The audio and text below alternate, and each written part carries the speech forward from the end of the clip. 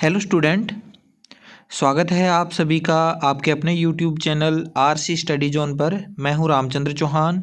जैसा कि आप सभी जानते हैं, आपकी कक्षा 10 की बोर्ड परीक्षाएं शुरू होने में अभी ज़्यादा समय नहीं बचा है और आप सभी विद्यार्थी अपने प्रत्येक विषय की तैयारी को बड़े ज़ोर शोर से कर रहे होंगे। गणित विषय की तैयारी को और ज़्यादा अच्छे से करवाने के लिए मेरे द्वारा एक नया प्लेलिस्ट शुरू किया गया है, जिसमें आपको आपकी गणित पाठ्यपुस्तक के प्रत्येक अध्याय से संबंधित बोर्ड परीक्षा में आने वाले महत्वपूर्ण प्रश्नों को सॉल्व करवाया जाएगा। और मेरा ये मानना है कि अगर आप प्रत्येक वीडियो को अच्छे से देख लेते हैं तो आपके बोर्ड परीक्षा में काफ़ी ज़्यादा अच्छे अंक आ जाएंगे।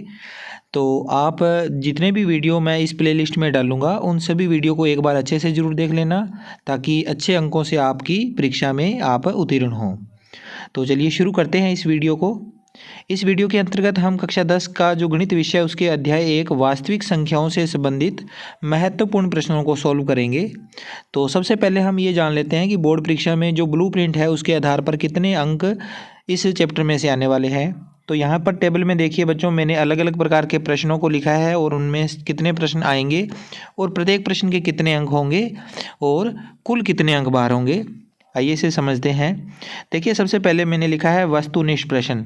तो वस्तुनिष्ठ प्रश्न यानी कि ऑब्जेक्टिव टाइप के जो भी प्रश्न होते हैं विकल्प वाले, उन प्रश्नों की संख्या आपके बोर्ड की परीक्षा में आएगी 1। यानी कि एक प्रश्न ऐसा होगा जो इस प्रश्नावली में से वस्तुनिष्ठ यानी कि बहुविकल्प वाला प्रश्न होगा। और ये प्रश्न होता है बच्चों 1 अंक का, यानी कि वस्तुनिष्ठ प्रश्नों में से कुल 1 अंक का एक प्रश्न आएगा। आगे आते हैं दूसरे अति लघुतरात्मक प्रश्न। अति लघुतरात्मक छोटे उत्तर वाले, ये भी एक प्रश्न आएंगे और प्रत्येक प्रश्न का उत्तर अंक होगा 1, यानी कि कुल 1 अंक के अति लघुतरात्मक प्रश्न आएंगे। ठीक है। इसके बाद लघुतरात्मक प्रश्न, इन प्रश्नों की संख्या भी आपके बोर्ड परीक्षा में 1 होएगी और प्रत्येक प्रश्न 2 अंक का होने के कारण कुल 2 अंकों के अति लघुतरात्मक प्रश्न आएंगे। इस प्रकार से आप देखते हैं कि सारणी के अंदर मैंने लिखा है कि इस चैप्टर में से कुल 3 प्रश्न आने वाले हैं और तीनों प्रश्नों के अंक बाहर होंगे 4। यानी इस चैप्टर नंबर 1 वास्तविक संख्याओं में से 4 अंकों के कुल 3 प्रश्न आपको बोर्ड परीक्षा में मिलेंगे। तो इस वीडियो को देखने के बाद आपकी 4 अंकों की तैयारी बहुत अच्छे से हो जाएगी। तो इस वीडियो को देखने के बाद आपने 4 अंक अर्जित कर लेने हैं। तो काफ़ी महत्वपूर्ण वीडियो है ये। आप इस वीडियो को अंत तक देखने के बाद अगर वीडियो अच्छी लगती है तो इसे लाइक शेयर कर दीजिएगा। चैनल पर अगर पहली बार आए हुए हैं तो चैनल को सब्सक्राइब कर लीजिएगा। आइए देखते हैं ये 4 अंक किस प्रकार के प्रश्नों पर हैं। तो जैसे मैंने पहले लिखा है बहुविकल्पिक प्रश्न, तो 1 अंक का प्रश्न आएगा। इसमें मैंने कुछ एग्जाम्पल लिए हैं। सही विकल्प का चुनाव कीजिए। पहला प्रश्न है, निम्न में से अभाज्य संख्याएं नहीं हैं। अभाज्य संख्या लिखना होगा यहाँ पे, अभाज्य संख्या नहीं है। 4 विकल्प है हमारे पास, 13, 23, 33 और 43। हमने इन चारों में से वो संख्या छांटनी है जो अभाज्य नहीं है। अभाज्य संख्या जो होती है बच्चों, आप इसमें डायरेक्ट भी उत्तर बता सकते हैं अगर आपको अभाज्य संख्या की जानकारी है तो। अगर नहीं है जानकारी तो मैं बता देता हूँ। अभाज्य संख्या वो संख्याएं होती है जिसके केवल और केवल 2 ही गुणनखंड होते हैं। तो अगर हम देखें विकल्प 13 है जो हमारे पास, 13 के केवल 2 ही गुणनखंड है, 1 और 13। तो 13 एक अभाज्य संख्या होगी। 13 में हम 1 का डिवाइड कर सकते हैं या 13 का डिवाइड कर सकते हैं। 23 को अगर देखें तो 23 के भी केवल 2 ही गुणनखंड हैं, एक तो 1 और दूसरा खुद 23, क्योंकि 23 में 1 का भाग जाता है और 23 में 23 का ही भाग जाता है और किसी संख्या का पूरा पूरा भाग नहीं जाता। तो ये भी हमारा आंसर नहीं हो सकता, क्योंकि पहला और दूसरा विकल्प हमारा अभाज्य संख्या है। हमें ढूंढना है अभाज्य संख्या नहीं है। चलिए अगला विकल्प देख लेते हैं। अब इसके बाद तीसरा जो विकल्प है 33 जो है, इसमें आप देखिए बच्चों, 33 में हम 1 का भी भाग दे सकते हैं। तो 33 का एक गुणनखंड क्या हो जाएगा, 1। 33 में 3 का भी भाग दिया जा सकता है, तो दूसरा गुणनखंड 3। 33 में 11 का भी भाग जाता है, तो 33 का तीसरा गुणनखंड 11। और 33 में हम 33 का भी भाग दे सकते हैं। तो 33 के एक से अधिक गुणनखंड इसमें आ गए, हमारे पास 4 गुणनखंड आ गए।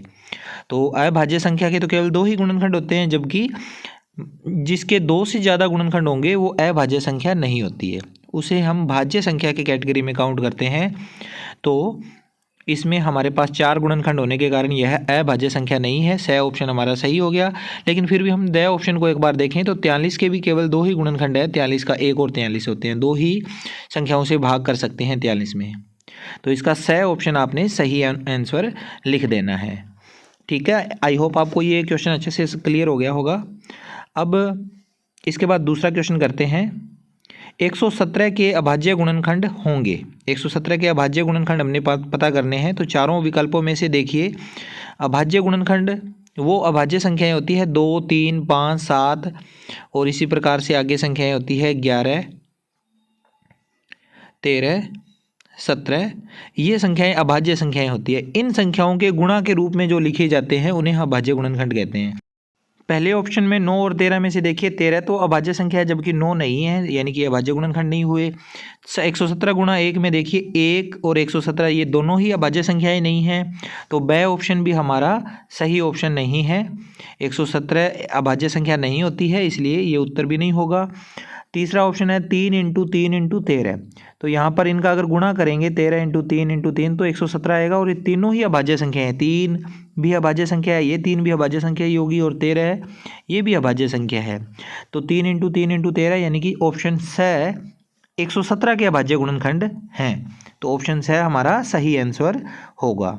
तो विकल्प स इसको टिक कर देना है इसमें। ठीक है, दूसरा क्वेश्चन भी आपको अच्छे से क्लियर हो गया होगा। अब हम इसका तीसरा क्वेश्चन करते हैं। 210 और 55 का मैस है, यानी HCF होगा। 210 और 55 का मैस है ज्ञात करना है, तो हमें इनके गुणनखंड पता होना चाहिए। 210 के अभाज्य गुणनखंड और 55 के अभाज्य गुणनखंड हम करेंगे।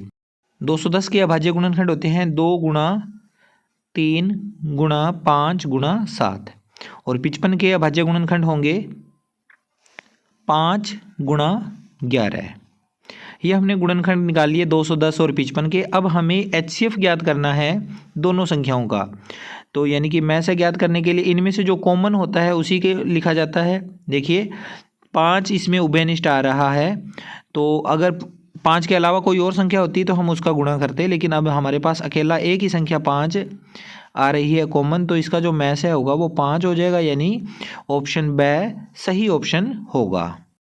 अगला महत्वपूर्ण प्रश्न है, सहभाज्य संख्याओं का मैस है अर्थात HCF होता है। तो HCF ज्ञात करने से पहले आप ये देखो कि हमारे पास संख्याएं हैं सहअभाज्य।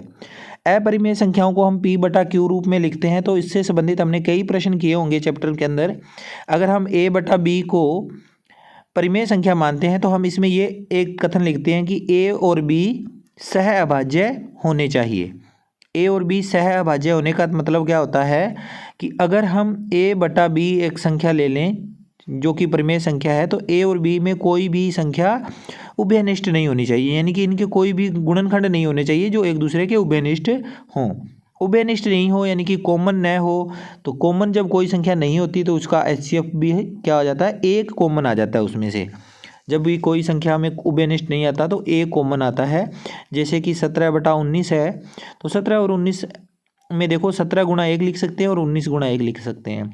तो एक इसमें उभयनिष्ठ आता है, तो इसे हम HCF या मैस के रूप में लिख सकते हैं। ठीक है, तो आगे है क्वेश्चन 5वां। 2 क्रमागत संख्याओं का मैस है या HCF होता है। मैस है या HCF सेम ही क्वेश्चन है ये भी बच्चों, क्योंकि सहभाज्य संख्याएं जो होती है उसी प्रकार 2 क्रमागत संख्याएं अगर हम ले लें तो वो भी आपस में सहअभाज्य ही होती है, उनमें भी कोई संख्या उभयनिष्ठ नहीं होती। जैसे एग्जाम्पल के रूप में अगर हम 2 क्रमागत संख्याएं ले लें, जैसे हम यहाँ पर ले लेते हैं पहली संख्या 15 और दूसरी संख्या 16, तो 15/16 में कुछ भी कॉमन नहीं आएगा। इसी प्रकार 19/20 दो संख्याएं हैं तो इनमें भी कुछ कॉमन नहीं आता। 18/19 अगर देखें तो इसमें भी कुछ कॉमन नहीं आता। 99/100 में भी कोई संख्या कॉमन नहीं आ रही। तो 2 क्रमागत संख्याओं में कुछ भी कॉमन नहीं आता, यानी कि जब कुछ कॉमन नहीं आता तो एक कॉमन आता है, और जो कॉमन आता है वो मैस से होता है, यानी कि ऑप्शन ए एक सही उत्तर हो जाएगा इसका। आगे क्वेश्चन नंबर 6। सहभाज्य संख्याओं का लैस है LCM होता है। उसमें क्या था, मैस है था, इसमें HCF पूछा है, लैस है पूछा है। तो A/B जो है इसका लैस है पूछा है, इसमें कुछ कॉमन तो है नहीं, और जब कॉमन नहीं होता, उभयनिष्ठ नहीं होता, तो हम लसाय ज्ञात करने के लिए इन दोनों संख्याओं का गुणा कर देते हैं, यानी कि सहअभाज्य संख्याओं का लसाय उन संख्याओं के गुणा के बराबर हो जाएगा a गुणा b। ठीक है, तो इस हिसाब से हमारा सही उत्तर कौन सा हो जाएगा? ऑप्शन नंबर स, उनका गुणा। सहअभाज्य संख्याओं का एलसीएम उनके गुणा के बराबर हो जाता है। ठीक है, ऑप्शन स सही हो गया। कुछ इसी प्रकार का ही प्रश्न है हमारा 7वां प्रश्न। दो क्रमागत संख्याओं का लसाय यानी एलसीएम होता है। तो मैंने पहले ही आपको बताया था कि जो दो क्रमागत संख्याएं होती है वो भी क्या होती है? सहअभाज्य संख्याएं होती है। दो क्रमागत संख्याएं सहअभाज्य संख्याएं ही होती है, और सहअभाज्य संख्याएं जो होती है उनका एलसीएम क्या होता है? उनके गुणा के बराबर होता है। एलसीएम उनके गुणा के बराबर होता है। तो दो क्रमागत संख्याएं भी सहअभाज्य होती है, तो इसका आंसर भी क्या आने वाला है? उनका गुणा। तो इसका उत्तर भी उनका गुणा आ जाएगा। दो क्रमागत संख्याओं का एलसीएम या लसाय उनके गुणा के बराबर होता है। ठीक है, अब आगे है क्वेश्चन नंबर 8। 32 और 54 का मैस है यानी एचसीएफ होगा। इस प्रकार का प्रश्न आपसे पूछा जा सकता है परीक्षा में, दो संख्याओं का एचसीएफ। तो एचसीएफ ज्ञात करने के लिए उनके गुणनखंड करने होते हैं। पहले तो 32 के गुणनखंड 2 गुणा 2 गुणा 2 गुणा 2 गुणा 2, 5 बार 2 का गुणा करने पे 32 आता है, और 54 होता है 2 गुणा 3 गुणा 3 गुणा 3। ये 54 के गुणनखंड हो गए। 32 और 54 के गुणनखंड लिखने के बाद हमें मैस ज्ञात करना है, तो इनमें उभयनिष्ठ देखना है हमने क्या कुछ आता है। 2 इन दोनों में उभयनिष्ठ है और उसके अलावा कुछ भी उभयनिष्ठ नहीं आ रहा, तो इसका जो मैस होगा वो 2 आ जाएगा। 2 अर्थात ऑप्शन ए सही ऑप्शन हो जाएगा। 9वां क्वेश्चन है, निम्न में से अपरिमेय संख्या नहीं है। अपरिमेय संख्या नहीं है पूछा, यानी कि हमें इसमें परिमेय संख्या बतानी है। क्यों? क्योंकि जो अपरिमेय संख्या नहीं होती उसे हम परिमेय संख्या बोलते हैं। तो देखिए √3 जो है ये तो परिमेय है, अपरिमेय है, तो ये तो उत्तर नहीं हो सकता। पाई खुद एक अपरिमेय संख्या है, तो ये भी आंसर नहीं है। 22/7, 22/7 जो है p/q के रूप में है। p/q क्या होता है? एक परिमेय संख्या होती है। परिमेय संख्या को p/q के रूप में दर्शा सकते हैं। तो ये 22/7 एक परिमेय संख्या है, अर्थात यह अपरिमेय संख्या नहीं है। तो ये ऑप्शन हमारा सही होगा। लेकिन द को देखें तो वो भी अंडर रूट में अभाज्य संख्या लिखी होने पर वो भी एक अपरिमेय संख्या होती है। तो स ऑप्शन हमारा इसका सही ऑप्शन होगा। Question number 10। दो अपरिमेय संख्याओं का योग होगा। दो अपरिमेय संख्याएं, अपरिमेय संख्याएं जो होती है उनका योग करने पर भी सदैव अपरिमेय संख्या ही हमें प्राप्त होती है। तो ब ऑप्शन सही हो गया। अब आगे है 11वां क्वेश्चन। दो संख्याओं 26 और 91 का एचसीएफ 13 है, तो एलसीएम क्या होगा? देखो हमें दोनों संख्याओं के मान दे रखे हैं, लेकिन एचसीएफ दे रखा है और एलसीएम नहीं दे रखा। तो इसका एक फार्मूला होता है बच्चों कि अगर हम एचसीएफ और एलसीएम दोनों का गुणा कर दें तो वो किसके बराबर आएगा? पहली संख्या यानी n1 और दूसरी संख्या यानी कि n2 के गुणा के बराबर होगा। यानी कि एचसीएफ गुणा एलसीएम बराबर होता है n1 गुणा n2। तो एचसीएफ हमें दे रखा है 13, एलसीएम हमें नहीं दे रखा। n1 यानी कि पहली संख्या 26 दे रखी है, n2 यानी दूसरी संख्या 91 दे रखी है। सॉल्व करेंगे तो एलसीएम बराबर आ जाएगा 26 × 91 बटा एलसीएम एचसीएफ की वैल्यू इधर पक्षांतरित होकर 13 आ गई। 13 से कट जाएगा 26, 13 एकम 13, 13 दूना 26। 2 का 91 से गुणा करेंगे तो 182 आ जाएगा। यानी हमारा एलसीएम 182 होगा। जो ऑप्शन स दिया हुआ है वो सही ऑप्शन हो जाएगा। ठीक है, कुछ इस तरह से आपने इस प्रकार के प्रश्नों को करना होता है। जब दो संख्याएं दे रखी हो और एचसीएफ और एलसीएम में से कुछ भी, चारों में से कोई भी अज्ञात हो, तो वो हम इस फार्मूले की सहायता से ज्ञात कर सकते हैं। लीजिए अब अगला क्वेश्चन कर लेते हैं। इसमें इसी तरह से हमारे पास जो अगला क्वेश्चन दे रखा है वो है, यदि एचसीएफ बराबर 306 और 657 बराबर 9 हो तो एलसीएम 306 और 657 ज्ञात करो। तो यहाँ पर पहली संख्या 306 है, दूसरी 657 है और उनका एचसीएफ दे रखा है, एलसीएम ज्ञात करना है। तो क्वेश्चन नंबर 11 में जो फार्मूला लगाया था सेम वही फार्मूला लगेगा। एलसीएम गुणा एचसीएफ बराबर पहली संख्या n1 गुणा दूसरी संख्या n2। एलसीएम हमें नहीं दिया हुआ है तो एलसीएम की जगह एलसीएम लिख देंगे। इधर अपने पहले लिख लेते हैं, पहली संख्या 306 गुणा दूसरी संख्या 657। इधर एलसीएम हमें ज्ञात नहीं है और एचसीएफ की वैल्यू 9 दे रखी है। तो यहाँ से अगर हम एलसीएम की वैल्यू फाइंड करेंगे तो ये आ जाएगी 306 इंटू 657 और इसके बटा में आ जाएगा ये 9 को काटेंगे हम, चाहे तो 657 से काट लो चाहे 306 से काट लो, दोनों संख्याओं में विभाजित हो जाएगा। तो 9 एकम 9, यहाँ 306 से काटेंगे तो 9 तिये 27, यहाँ आया 3 और बच गए 3 और 6 36, 9 चौके 36। तो एलसीएम की जो वैल्यू है वो आ जाएगी 34 गुणा 657। तो 34 का 657 से जब हम गुणा करेंगे तो हमें प्राप्त हो जाएगा 22,338। एलसीएम की वैल्यू 22,338 आ जाएगा, जो ऑप्शन नंबर ब में लिखा हुआ है। तो ब ऑप्शन इसका सही ऑप्शन हो जाएगा। अगला महत्वपूर्ण प्रश्न है बच्चों 13वां, 5 माइनस √3 है।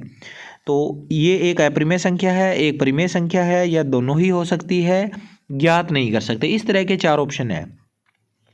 तो इसे आप देखिए, 5 क्या है, एक परिमेय संख्या और उसके आगे माइनस है, और √3 को हम अपरिमेय संख्या के अंदर काउंट करते हैं। तो हमारे पास आ गया परिमेय माइनस अपरिमेय। और परिमेय संख्या में से जब हम अपरिमेय संख्या को घटाते हैं तो सदैव हमारा जो रिजल्ट आएगा वो अपरिमेय ही आएगा। परिमेय में से अपरिमेय घटाने पर अपरिमेय संख्या आती है। तो इस क्वेश्चन का आंसर हो जाएगा अपरिमेय संख्या हो जाएगा। ठीक है, तो अपरिमेय संख्या यानी ऑप्शन ब सही ऑप्शन हो जाएगा, एक अपरिमेय संख्या। 5 माइनस √3 एक अपरिमेय संख्या हो गई। लीजिए अगला क्वेश्चन है 14वां, महत्वपूर्ण है ये भी। 17/18 का दशमलव प्रसार होगा। प्रसार पूछा है इसका, और 4 विकल्प में हमें आंसर दे रखा है 7, अशांत आवर्ती, अशांत अनावर्ती और द है ज्ञात नहीं कर सकते। तो इसके प्रसार को करके नहीं दिखाना बच्चों, हमें केवल इसको चेक करना है।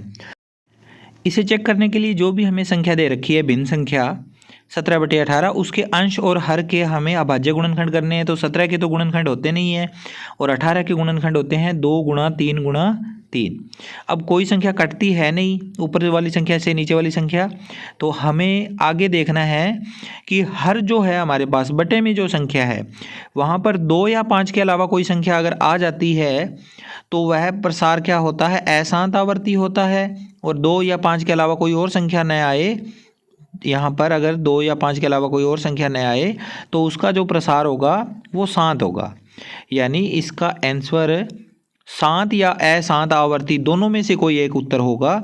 उसके अलावा कोई भी विकल्प आएगा तो वह सही विकल्प नहीं होगा। तो हमें केवल जो संख्या दे रखी है उसका हर को देखना होता है। अगर किसी संख्या का हर 2 की पावर m गुणा 5 की पावर n के रूप का हो, अगर इस रूप का होगा तो उसका दशमलव प्रसार शांत होगा।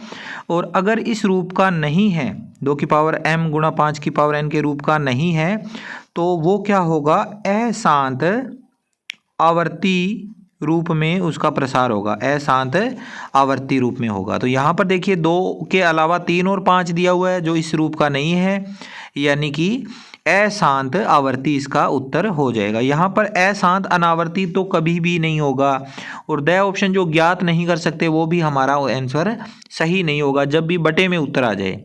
ठीक है, बटे में आंसर आने पर शांत और अशांत आवर्ती इन दोनों में से कोई एक उत्तर आएगा। अगला प्रश्न जो है वो भी ऐसा ही है। 15वां प्रश्न देखिए, 29/343 का दशमलव प्रसार होगा। चारों ऑप्शन में से देखिए हमें केवल पहले और दूसरे ऑप्शन में से कोई एक उत्तर मिलेगा। तो 29/343 जो हमें दे रखा है तो उसका बटे में 343 है, उसके गुणनखंड हो गए 7 गुणा 7 गुणा 7। 29 के कोई गुणनखंड होते नहीं हैं। अब 7 जो है हमारे पास 3 बार आया हुआ है, तो ये 2 की पावर m गुणा 5 की पावर n इस रूप का हमारे पास आंसर नहीं मिल रहा। अगर इस प्रकार का उत्तर नहीं मिलता है बटा में तो ये अशांत आवर्ती दशमलव प्रसार वाली संख्या होती है। तो इसका अशांत आवर्ती यानी ब ऑप्शन सही हो गया। अगला क्वेश्चन है 13/3125 का दशमलव प्रसार होगा। तो इसका भी दशमलव प्रसार पूछा है। तो 13 के गुणनखंड होते नहीं हैं और 31 25 यानी कि 3125 के गुणनखंड करेंगे तो वो आ जाएंगे 5 गुणा, इसके गुणनखंड करने पर आता है 5 गुणा 5 गुणा 5 गुणा 5। 4 बार 5 का गुणा करने पर 5 बार 5 का गुणा करने पर हमें मिल जाता है 3125। ठीक है, इनका गुणा करने पे 3125 आ जाएगा 5 बार गुणा करने पर। अब अगर हम इसे देखें तो ये 2 की तो पावर 0 है, लेकिन 5 की पावर यहाँ पर 5 है। इस प्रकार से इस भिन्न का जो हर है वो 2 की पावर m गुणा 5 की पावर n के रूप का बन रहा है, यानी कि इस संख्या का दशमलव प्रसार 7 प्रकार का होगा। ठीक है, इसके बाद अगला महत्वपूर्ण प्रश्न है बच्चों 17वां, 0.120 1200 1200 1200 डैश डैश डैश दशमलव प्रसार है। तो हमें ये बताना है कि ये जो दशमलव प्रसार दे रखा है ये किसका दशमलव प्रसार है, किस प्रकार की संख्या का दशमलव प्रसार है। तो दशमलव प्रसार 3 प्रकार के होते हैं, पहला शांत, दूसरा अशांत आवर्ती, तीसरा अशांत अनावर्ती। ये जो संख्या दे रखी है ये अशांत अनावर्ती प्रकार का दशमलव प्रसार है, और ये अशांत अनावर्ती दशमलव प्रसार अपरिमेय संख्याओं का होता है। बाकी के 2 जो दशमलव प्रसार है वो परिमेय संख्याओं के होते हैं। तो यहाँ पर जो ये पैटर्न दे रखा है हमें संख्याओं का दशमलव प्रसार का, ये अपरिमेय संख्या का दशमलव प्रसार हो जाएगा, क्योंकि अशांत अनावर्ती प्रकार की ये संख्या का प्रसार है। 19वां क्वेश्चन है 144 के अभाज्य गुणनखंड में 2 की घात होगी। 2 की घात बतानी है तो 144 के पहले अभाज्य गुणनखंड कर लो। 144 के अभाज्य गुणनखंड आप इस तरह से भी कर सकते हैं, डायरेक्ट भी लिख सकते हैं। 144 में 2 का भाग दिया 72, 72 में 2 का भाग दिया 36, 36 में 2 का भाग दिया 18, 18 में 2 का भाग दिया 9, 9 में 3 का भाग दिया 3, 3 में 3 का भाग दिया 1। तो यहाँ पर देखिए 2 की घात कितनी है, 4 बार आया हुआ है 2, 2 की घात 4 हो जाएगी। तो ऑप्शन ब सही ऑप्शन हो जाएगा। 2 की घात ही पूछी थी तो वो आंसर हो गया। 20वां क्वेश्चन, यदि 2 संख्याओं का एलसीएम 1200 है तो निम्न में से कौन सा उनका एचसीएफ नहीं हो सकता। तो ध्यान रखना, जो एलसीएम है वो हमें दे रखा है 1200, एचसीएफ जो है वो हमेशा क्या होता है, एलसीएम का एक गुणनखंड होता है। एचसीएफ एलसीएम का एक गुणनखंड होता है, यानी कि अगर हमें एचसीएफ और एलसीएम दे रखे हैं तो एचसीएफ हमेशा एलसीएम का एक गुणनखंड होगा। एचसीएफ को भाग देने पर एलसीएम में पूरा पूरा भाग हो जाएगा।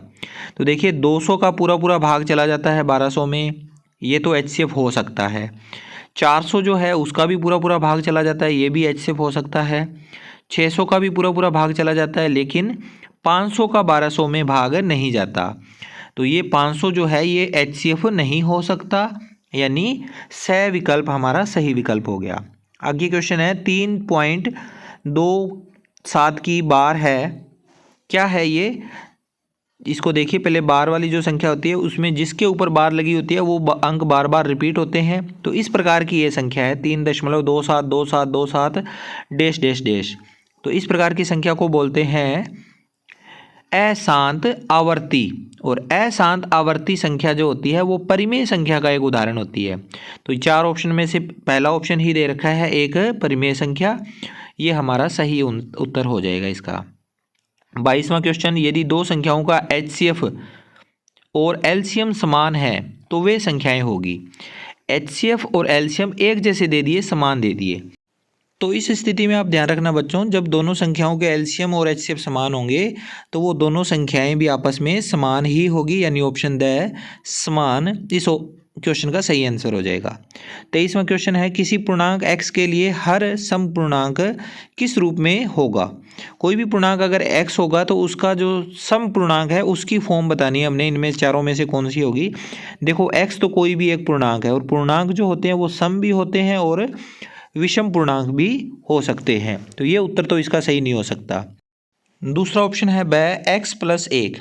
तो x में अगर 1 जोड़ेंगे तो उसका उत्तर किस पर डिपेंड करेगा, x के ऊपर। तो x अगर पूर्णांक है, सम है तो विषम हो जाएगा इसका उत्तर, विषम है तो सम हो जाएगा। तो ये ऑप्शन भी सही नहीं हो सकता। द ऑप्शन में दे रखा है 2x+1। इससे पहले अगर हम स ऑप्शन को देखें तो देखिए 2x में x अगर सम है तो सम का दुगना क्या होता है, सम ही होता है, और x अगर विषम है तो विषम का दुगना भी सम होता है, यानी कि प्रत्येक स्थिति में सम उत्तर ही आएगा। तो ऑप्शन स सही उत्तर हो जाएगा। अब जो द ऑप्शन था बच्चों, उसमें देखिए 2x तो सम है, लेकिन सम में अगर मैं 1 जोड़ दूंगा तो वो क्या बन जाएगा, एक विषम संख्या बन जाएगी। तो ये ऑप्शन द सही नहीं हो सकता, स ऑप्शन इसका सही उत्तर हो गया। ठीक है, 24वां क्वेश्चन है, किसी पूर्णांक y के लिए हर विषम पूर्णांक सदैव किस रूप का होगा। तो सेम उसी तरह का प्रश्न है जैसे पहले प्रश्न में था, अब की बार विषम पूछ लिया। तो यहाँ पर आपको ये चारों ऑप्शन में से देखिए 2y जो है वो सदैव सम रहेगा, 2y जो है सम रहेगा, और सम में अगर हम 1 जोड़ दें, ये सम जो संख्या है अगर हम इसमें 1 यानी कि विषम संख्या जोड़ दें तो सम और विषम का योग सदैव विषम ही रहता है। तो इसका ऑप्शन द सही ऑप्शन हो जाएगा। अगला प्रश्न है 7/8 का दशमलव प्रसार होगा। तो 7/8 का दशमलव प्रसार हम 2 तरह से ज्ञात कर सकते हैं। 7/8 में एक तो इसके अभाज्य गुणनखंड करके देख सकते हैं। 8 के अभाज्य गुणनखंड होते हैं 2 × 2 × 2। तो यहाँ पर 2 के 3 बार गुणनखंड आए हैं, 2 का गुणा जो है 3 बार किया हुआ है, तो 5 का भी हम 3 बार गुणा कर देंगे नीचे की ओर। जब नीचे करेंगे तो ऊपर भी 5 का 3 बार गुणा करना पड़ेगा। इसके बाद अगर हम इसे सोल्व करेंगे तो देखिए 2 के 3 गुणनखंड है, 5 के भी 3 गुणनखंड है, तो 5 के और 2 के 3 गुणनखंड होने के कारण नीचे आ जाएगा 1000 और ऊपर आ जाएगा 7 5 35, 35 5 175, 175 5 875। ठीक है, 875/1000 यानी कि इसका सोल्व करने पर हमारे पास आ जाएगा 0.875 ऑप्शन ब, ये उत्तर आ जाएगा। दूसरा तरीका है 7/8 छोटी सी संख्या है, तो आप 7 में 8 का भाग देकर भी इसका आंसर निकाल सकते हैं। 0 लगाएंगे, पॉइंट लगाएंगे तो 70, 70 में भाग देंगे 8 8 64, 64 का 64 आ गया, यहाँ पे बच जाएंगे 6, 6 के आगे 0 लग जाएगी 60, 7 8 56, 4 बच के 4 का 40 बन गया, 5 8 40। तो इस प्रकार से भी 0.875 आप निकाल सकते थे। ये तो थे बहुविकल्प वाले प्रश्न जिसमें हमने काफ़ी प्रश्न कर लिए। अब आगे है सत्य असत्य कथन का चयन करना। इसके अलावा पेपर के अंदर रिक्त स्थान वाले प्रश्न भी आ सकते हैं, तो उनका जो कॉन्सेप्ट होता है वो भी इन्हीं प्रश्नों में से ही आएगा। 26वां प्रश्न है मैस है यानी कि HCF हमेशा लैस है का एक गुणनखंड होता है। मैस है जो होता है वो लैस है का तो एक गुणनखंड ही होता है, यानी कि ये कथन सही कथन है। तो इसके आगे टिक लगा दिया मैंने। अगला प्रश्न है 27वां, 2 परिमेय संख्याओं का गुणा सदैव अपरिमेय होता है। 2 परिमेय संख्याएं हैं, उनका गुणा कभी भी अपरिमेय नहीं हो सकता। ठीक है, तो इसका कथन जो है ये दिया हुआ असत्य कथन है। पाई एक अपरिमेय संख्या, ये हमारा अगला कथन है 28वां। तो पाई सदैव एक अपरिमेय संख्या होती है, तो ये सही कथन हो गया। 29वां क्वेश्चन है 2 अभाज्य संख्याओं का योग सदैव अभाज्य होता है। तो ये कथन बच्चों गलत है। 2 अभाज्य संख्याओं का योग अभाज्य हो यह जरूरी नहीं है, और सदैव अभाज्य नहीं होता है, ये हमेशा भाज्य ही होता है। जैसे 13 और 5 ये दोनों क्या है, अभाज्य संख्या हैं। जब इनका जोड़ करेंगे तो 13 और 5 हो जाते हैं 18, और 18 क्या है, एक भाज्य संख्या। तो ये हमारे पास सही नहीं आ रहा है। इसी प्रकार आप कोई भी संख्या ले लो, हमेशा क्या होगा, हमारे पास उत्तर गलत ही आएगा इसका। किसी परिमेय संख्या P/Q का दशमलव प्रसार सदैव शांत होता है, शांत होगा। तो शांत नहीं होता है बच्चों। P/Q अगर हमारे पास कोई भी संख्या है तो उसको हम बोलते हैं परिमेय संख्या, और परिमेय संख्या के 2 दशमलव प्रसार होते हैं, एक शांत और दूसरा अशांत आवर्ती। अशांत आवर्ती 2 प्रकार के दशमलव प्रसार होते हैं। तो शांत अकेला नहीं होता, 2 होते हैं, इसलिए ये कथन असत्य हो गया। 31वां क्वेश्चन है किसी अभाज्य संख्या के केवल 2 ही गुणनखंड होते हैं। अभाज्य संख्या के लिए तो ये कथन सही है, क्योंकि अभाज्य संख्या के 2 ही गुणनखंड होते हैं, एक तो 1 और दूसरा खुद संख्या। 32वां है यदि 2 संख्याओं का LCM और HCF समान है तो वे संख्याएं भी समान होगी। तो ये कथन बिल्कुल सही है बच्चों, क्योंकि इस तरह का क्वेश्चन हमने पहले किया था। आगे है क्वेश्चन सबसे छोटी अभाज्य संख्या 2 है। अभाज्य संख्याएं 2 से ही शुरू होती है, 2 सबसे छोटी संख्या है, तो ये कथन सही हो गया। किसी संख्या के अभाज्य गुणनखंड अद्वितीय होते हैं। तो ये कथन भी बिल्कुल सही है। अद्वितीय क्यों होते हैं? क्योंकि एक बार हमने किसी संख्या के अभाज्य गुणनखंड निकाल लिए, उसी रूप में रहेंगे वो। अगला क्वेश्चन है, यदि p एक अभाज्य संख्या है तो √p सदैव अपरिमेय संख्या होगी। अभाज्य संख्या होने के कारण अभाज्य संख्या का वर्गमूल सदैव अपरिमेय संख्या ही आता है। ठीक है, तो ये अपरिमेय संख्या का जो होएगी √p जो है सत्य कथन। किसी परिमेय संख्या p/q जहाँ p और q पूर्णांक है तथा q ≠ 0 है का दशमलव प्रसार सदैव शांत होगा यदि q = 2 की पावर n गुणा 5 की पावर m प्रकार के अभाज्य गुणनखंड हो। q यानी कि हर, तो ये तो बिल्कुल कथन सही हो गया। इस रूप को अगर कोई संख्या फॉलो करती है, उसका हर फॉलो करता है, तो वो 7 दशमलव प्रसार वाली संख्या होती है। अगला है 13/55 का दशमलव प्रसार शांत होता है। तो 13/55 का दशमलव प्रसार शांत नहीं होता। क्यों नहीं होता? क्योंकि अगर हम इसकी संख्या को देखें तो 13 को तो 13 के रूप में लिखेंगे, लेकिन 55 को 5 × 11 के रूप में लिखेंगे। बटा में हमारे पास 2 और 5 के अलावा कोई संख्या नहीं आनी चाहिए, लेकिन यहाँ पर 2 की पावर n गुणा 5 की पावर n वाला रूल फॉलो नहीं हो रहा, यानी दशमलव प्रसार शांत नहीं होगा, अशांत होगा इसका। ठीक है, 38वां क्वेश्चन है, 2 क्रमागत सम संख्याओं का HCF 2 होता है।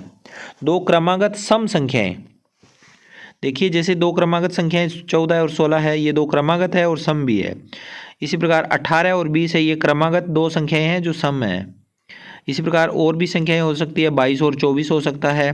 तो इस प्रकार की संख्याओं को देखिए, इनमें 2 सब में कॉमन आता है। कॉमन केवल 2 ही आएगा, 2 के अलावा और कुछ नहीं आएगा कॉमन।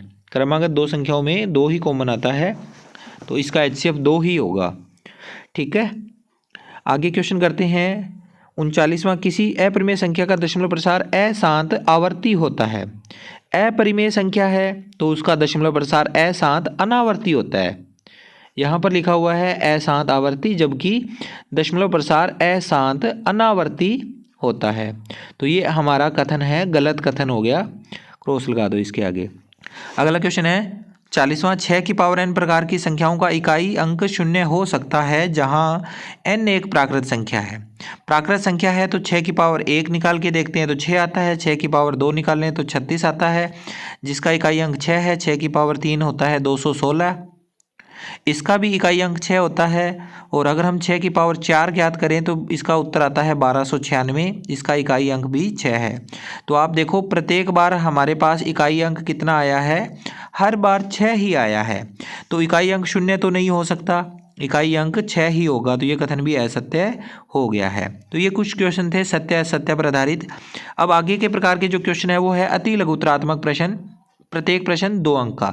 एक्चुअल में ये लघुत्तरात्मक प्रश्न है। 41वां प्रश्न है, यूक्लिड विभाजन प्रमेयिका का कथन लिखो। तो इसका कथन कुछ इस तरह से आपने लिखना है। पहले आप हेडिंग दे दो यूक्लिड विभाजन प्रमेयिका, और इसका जो कथन है वो होता है, किसी धनात्मक संख्या a के लिए, किसी धनात्मक संख्या a के लिए 2 धनात्मक पूर्णांक b तथा q सदैव इस प्रकार विद्यमान रहते हैं कि a = bq + r। ये इसका गणितीय कथन है, जहाँ जो r है वो > 0 है और b होता है। तो ये इसका यूक्लिड विभाजन प्रमेयिका का कथन हो गया। इस प्रकार से आपने लिखना है। क्वेश्चन नंबर 42 है, 336 और 54 का HCF ज्ञात कीजिए। तो हमारे पास जो 2 संख्याएं दे रखी है 336 और 54, उनका हमें HCF ज्ञात करना है। तो पहले हमें उनके गुणनखंड लिखने पड़ेंगे। तो हम अलग से गुणनखंड कर लेते हैं इनके। 336 के अभाज्य गुणनखंड करने होंगे। तो देखिए इसमें 2 का भाग देने पर हमारे पास आ जाएगा 168, फिर 2 का भाग देंगे तो 84 आ जाएगा, फिर 2 का भाग देंगे तो 42 आ जाएगा। ये अभाज्य गुणनखंड आपको करने आने चाहिए बच्चों। 42 में 2 का भाग दिया 21, 21 में 3 का भाग देने पर 7 आ जाता है, और 7 में 7 का ही भाग जाता है 1 आ जाएगा। तो ये हो गया 2 × 2 × 2 × 2 × 3 × 7। ये इसके यहाँ लिख देंगे। 2 है 4 बार, 2 × 2 × 2 × 2, आगे है 3 × 7। इसी प्रकार 54 के गुणनखंड करेंगे। अगर आपको पता है तो आप डायरेक्ट लिख सकते हैं। 54 के गुणनखंड होते हैं 2 × 3 × 3 × 3। दोनों के गुणनखंड लिख लिए। अब हमें इनका HCF ज्ञात करना है। तो HCF होता है दोनों में से जो कॉमन आता है वो संख्या है। तो HCF 336,54 आ जाएगा। देखिए 2 इसमें कॉमन आ रहा है, यहाँ पर भी 2 कॉमन आ रहा है, तो 2 हमने लिख दिया। इसके अलावा और देखिए 3 कॉमन आ रहा है यहाँ, और 3 यहाँ भी कॉमन आ रहा है, तो गुणा में एक 3 भी लिख दिया। तो 2 × 3 6 इसका आंसर होगा। इतना आपने लिखना है अगर पेपर में एक क्वेश्चन आता है तो।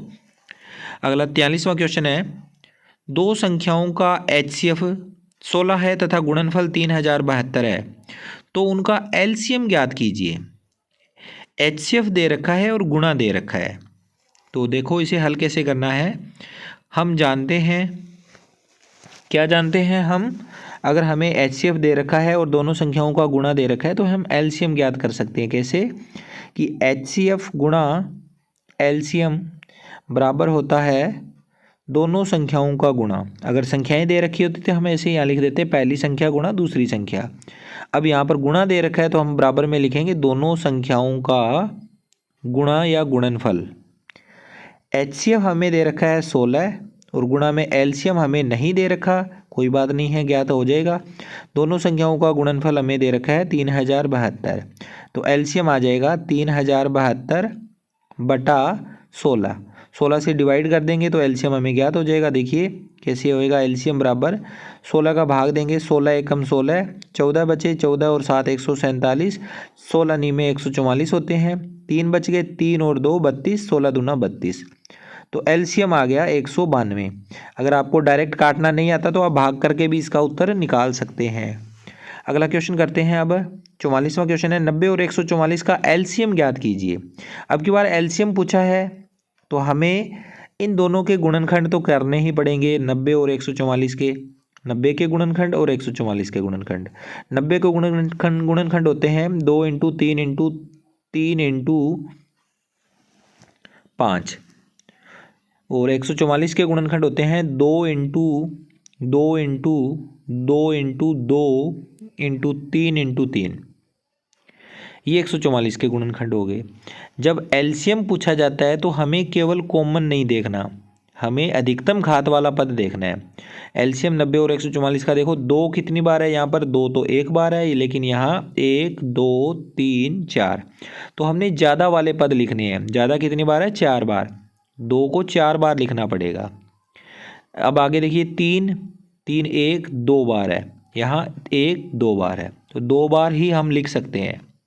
ठीक है, 5 यहाँ एक बार है, बाकियों में नहीं है, तो हम 5 को एक बार लिखेंगे। अब इनका गुणा कर देंगे। देखिए 5 दिए 15, 15 दिए 45, 45 दूना 90, 90 दूना 180, 180 दूना 360, 360 दूना 720, 720 इसका LCM आ गया 90 और 44 का। तो इस तरह से ये क्वेश्चन सोल्व करना था। अब आगे है क्वेश्चन नंबर 45, जिसमें पूछा गया है 945 को अभाज्य संख्याओं के गुणनफल के रूप में किस प्रकार लिखा जाएगा। यानी सीधी सी बात इसमें पूछी गई है कि 945 के अभाज्य गुणनखंड करो। तो 945 के अभाज्य गुणनखंड हम अलग से करेंगे। यहाँ पर 945 लिखा, इसमें 2 का भाग तो नहीं जाता बच्चों, लेकिन 3 का जाता है। 3 तिये 9 और 15 तिये 45, 315 आ गया। फिर 3 का भाग जाएगा तो 105 आ जाएगा, फिर 3 का भाग जाएगा तो 35 आ जाएगा, और 35 में 5 का भाग दिया 7 आ गया, 7 में 7 का भाग दिया 1 आ गया। तो 945 को हम लिखेंगे 3 को 3 बार, 5 को गुणा में 1 बार और 7 को 1 बार। ये इसका आंसर हो जाएगा। छोटा सा क्वेश्चन था ये। आई होप आपको वीडियो अच्छी लग रही होगी। वीडियो अच्छी लग रही है तो इसे लाइक शेयर कर दीजिएगा। 46वां क्वेश्चन है, 17/625 का दशमलव प्रसार होगा। दशमलव प्रसार पूछा गया है इसमें। तो इसमें आप क्या करोगे, जो भी संख्या दे रखी है उसके अंश और हर को देखोगे और उसे देख कर ही फिर आगे सोल्व कर पाओगे। तो 17/625 जो लिखा हुआ है, इसमें 17 बटा में 625 जो है इसके गुणनखंड होते हैं बच्चों 5 × 5 × 5 × 5। 4 बार 5 लिखने पर 625 बन जाता है। ठीक है, अब देखो 5 4 बार है तो 2 भी 4 बार होना चाहिए साथ में, तो 2 को भी 4 बार हमने नीचे गुणा के रूप में लिख लिया। जब नीचे 2 का गुणा किया है 4 बार तो ऊपर भी 4 बार 2 का गुणा करना पड़ेगा। 2 को हमने ऊपर भी 4 बार लिख दिया। इसके बाद हमें संख्याओं का गुणा करना है। तो 17 का गुणा 2 से किया 34, 34 दूना 68, 68 दूना 136, 136 दूनी 272। तो हमारा ऊपर आ गया 272, नीचे कितना आएगा, 5 कितनी बार है, 4 बार है, और 2 भी 4 बार है। तो 5 और 2 का गुणा करने पे 10, 10 4 बार हो जाएगा, यानी कि 1 के साथ में 4 जीरो लग जाएगी, या 10 की पावर 4 लिख लो पहले। 272 बटा 10 की पावर 4, यानी कि 1 के साथ में 4 जीरो। अब ऊपर देखिए संख्याएं और नीचे संख्याएं देखिए, जीरो कितने हैं, 4, 4 अंक छोड़कर पॉइंट लगेगा। तो यहाँ पर तो 3 ही अंक है, तो 1 जीरो हम अपनी तरफ से लगाएंगे, तो ये हो जाएगा 0.0272। और पॉइंट से पहले अगर कोई अंक ना हो तो हम अपनी तरफ से 1 जीरो पॉइंट से पहले लिख देते होते हैं। तो ये इसका आंसर हो जाएगा 0.0272। अगला प्रश्न है 7/80 का दशमलव प्रसार ज्ञात कीजिए। तो जैसे ऊपर क्वेश्चन 46वां किया था, बिल्कुल उसी प्रकार से हमने इस क्वेश्चन को करना है। तो सबसे पहले हम लिखेंगे 7/80। 7 का अभाज्य गुणनखंड हम नहीं कर सकते, 7 का 7 ही होता है, लेकिन 80 के होते हैं 2 गुणा 2 गुणा 2 गुणा 2 गुणा 5। ये हो जाएंगे 2 के अभाज्य 80 के अभाज्य गुणनखंड। अब यहाँ पर देखिए 2 तो है हमारे पास 4 बार, तो 5 भी 4 बार होना चाहिए। तो 1 5 कम पड़ रहा है, तो हमने 3 बार 3 5 कम पड़ रहे थे, तो 3 बार 5 का गुणा कर दिया ऊपर और नीचे। अब हमें इनके गुणा करके सोल्व कर लेना है। तो देखिए नीचे और ऊपर गुणा करेंगे तो 7 5 35, 35 5 175, 175 का 5 से गुणा करेंगे तो 875, 875। और इधर 2 4 बार है और 5 है वो भी 4 बार है, तो 10 की पावर 4 हो जाएगी, यानी कि 875 जो है उसके बाद में नीचे लग जाएगा 1 के साथ में 4 जीरो, क्योंकि 10 की पावर 4 है तो 4 बार जीरो आ जाएगी। अब हम भाग देंगे तो 4 अंक छोड़कर पॉइंट लगना है, तो इसको लिखेंगे 0.0875। 4 अंक छोड़कर पॉइंट लगा दिया, ये इस क्वेश्चन का आंसर हो जाएगा। प्रश्न नंबर 48 में दिया हुआ है परिमेय संख्या P/Q का दशमलव प्रसार शांत होने की शर्त क्या होगी। तो इसकी शर्त लिखनी है, काफ़ी महत्वपूर्ण प्रश्न है ये भी। परिमेय संख्या P/Q का दशमलव प्रसार शांत होगा यदि इसका हर अर्थात Q के अभाज्य गुणनखंड 2 की पावर m गुणा 5 की पावर n के रूप के हों। ये इसकी शर्त हो गई, ठीक है। 49वां क्वेश्चन है 98 के अभाज्य गुणनखंड में अभाज्य संख्याओं की घातों का योग क्या होगा। तो सिंपल सा क्वेश्चन है ये भी। 98 के पहले हमें गुणनखंड करने हैं, फिर उनकी घातों का योग करना है। तो पहले हम 98 के गुणनखंड करेंगे। 98 में देखो 2 का भाग दिया 49 आ गया। 49 में 7 2 का भाग तो जाता नहीं है, 7 का जाएगा। 7 का भाग देने पे 7 आया, और 7 में 7 का भाग दिया 1 आ गया। तो 98 जो था इसके गुणनखंड आ गए हमारे पास 2 × 7 × 7। तो इसकी घातों का योग करना है, उससे पहले हम लिख लेते हैं। देखिए 2 की पावर 1 गुणा 7 की पावर 2, 7 की पावर 2 यहाँ पे। तो घातों का योग निकालना है, तो लिखेंगे घातों का योग, घातों का योग बराबर, घातें कितनी कितनी है, एक तो 1 है और एक दूसरी 2 है, तो 1 और 2 का योग करने पर 3 आ गया, तो 3 इसका आंसर होगा।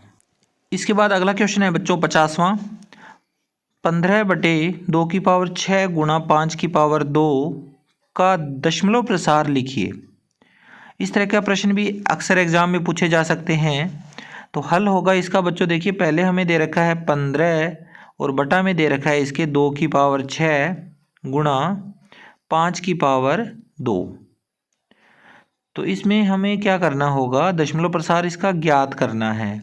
तो नीचे जो 2 और 5 है इसके गुणनखंड बराबर एक जितने होने चाहिए। तो 2 के गुणनखंड तो 6 है, जबकि 5 के गुणनखंड केवल 2 ही है, 5 की पावर केवल 2 ही है। तो हमें 5 के 4 गुणनखंड और चाहिए, 5 के 4 बार गुणा और कर देंगे। तो मैंने नीचे 4 का गुणा किया 5 की पावर 4 का, और ऊपर भी 5 की पावर 4 का गुणा कर दिया। तो ये ऊपर तो आ जाएगा 15 गुणा 5 की पावर 4 होती है 625।